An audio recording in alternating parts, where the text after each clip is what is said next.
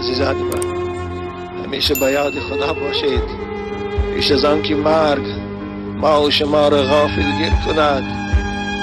بازگشتی به خدا کنید، نمازاتان در وقتش ادا کنید. زیرا انسان عاجز است، انسان ضعیف است، در چنگال مرگ استادگری کرده نمی تواند.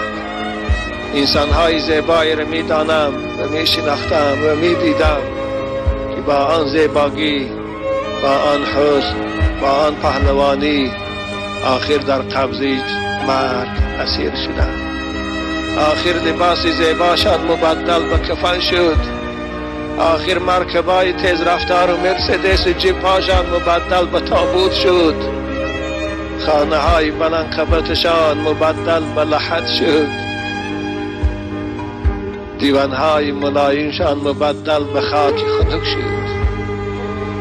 فرزندان دوست روی که شیرینشان یتیم شد.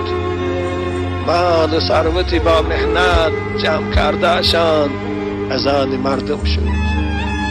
اما افسوس که همه حساب و جواب در گردن اوست.